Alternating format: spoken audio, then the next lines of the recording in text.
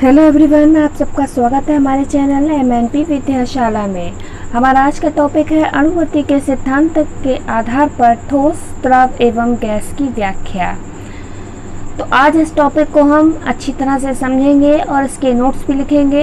ये topic exam में पूछा जाने वाला, सबसे ज़्यादा पूछा जाने वाला टॉपिक है। तो चलिए शुरू करते हैं। सबसे पहले हम ठोस के अणुओं के विषय में पढ़ेंगे। देखिए, द्रव की ठोस अवस्था में अणु जो होते हैं वो अत्यधिक पास होते हैं। जैसा कि आप चित्र में देख सकते हैं, इसमें ठोस के अणुओं को प्रदर्शित किया गया है। आप देखेंगे ये ठोस के जो अणु हैं ये आपस में एक दूसरे से सटे हुए हैं, ये एकदम पास हैं। और इनके बीच में ये पास क्यों है? क्योंकि इनके बीच में जो आकर्षण बल है वो बहुत ज़्यादा है और उस आकर्षण बल के कारण एक दूसरे को अपनी तरफ खींच रहे हैं और इसीलिए जो है ये एक दूसरे से सटे हुए हैं, यानी पास हैं।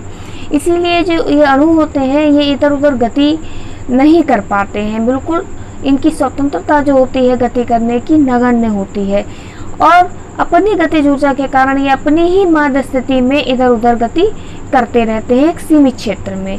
इसी कारण से क्या होता है कि जो ठोस होते हैं, जब उनके अणुओं में आकर्षण बल है वो एक दूसरे से सटे हुए हैं, लगे हुए हैं, तो क्या होता है कि इनका आकार भी निश्चित रहता है और इनका आयतन भी निश्चित रहता है।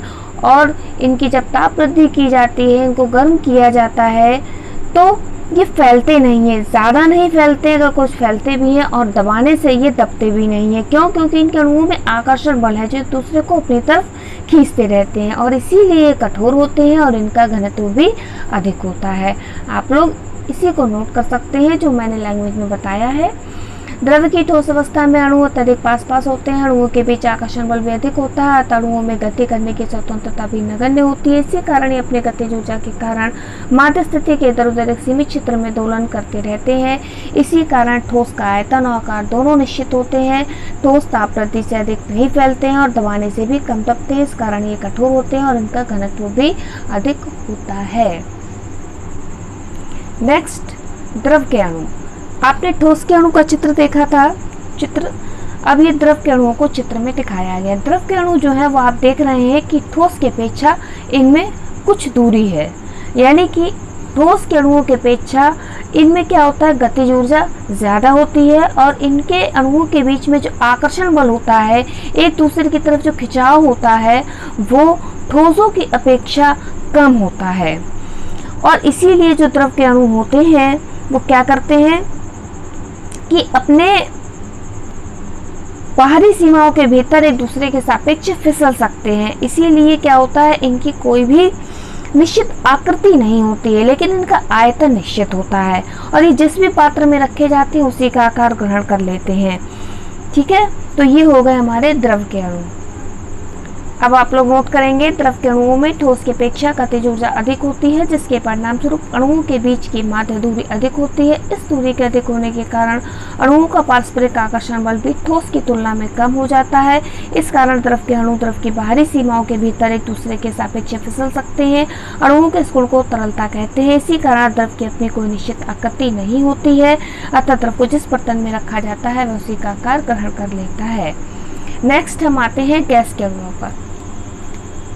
अंतर आप साफ देख, ठोस के अणु और द्रव के अणुओं से गैस के अणु जो होते हैं इनमें आप चित्र में देख सकते हैं कि इनमें अत्यधिक दूरी है, यानी कि जो गैस के अणु होते हैं वो ठोस और द्रव की अपेक्षा बहुत ज़्यादा गतिज ऊर्जा होने के कारण उनके अणुओं के बीच की दूरी जो होती है वो भी उनसे बहुत अधिक होती है। इसी कारण क्या होता है, गैस में जो आकर्षण बल होता है, अंतराण्विक आकर्षण बल होता है, इन अणुओं के बीच में जो आकर्षण बल होता है वो लगभग शून्य होता है, जिसके कारण जो गैस के अणु होते हैं चारों तरफ विभिन्न दिशाओं में घूमते हैं।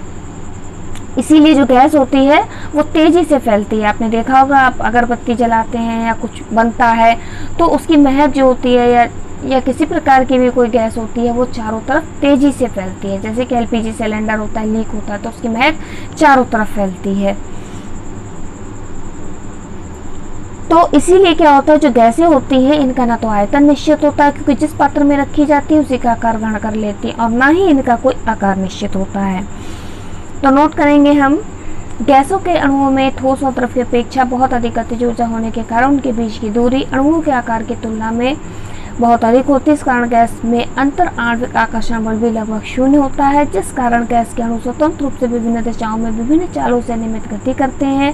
अणुओं की अनियमित गति के कारण ही गैसों का आयतन और आकार दोनों निश्चित होते हैं। इसी कारण गैस इस बर्तन में रखी जाती है, उसे आयतन और आकार ग्रहण कर लेती है। तो आज हमने ठोस, द्रव और गैस का अणुगति सिद्धांत के आधार पर व्याख्या को पढ़ा, चित्रों को देखा, समझा और नोट्स भी लिखा। आपको अच्छा लगा तो आप लोग चैनल को सब्सक्राइब करें, वीडियो को वॉच करें और इसी तरीके से आगे आपको नोट्स और वीडियो मिलेंगे। 9th क्लास का पूरा कोर्स हमारे चैनल पर दिया जाएगा। Thank you so much.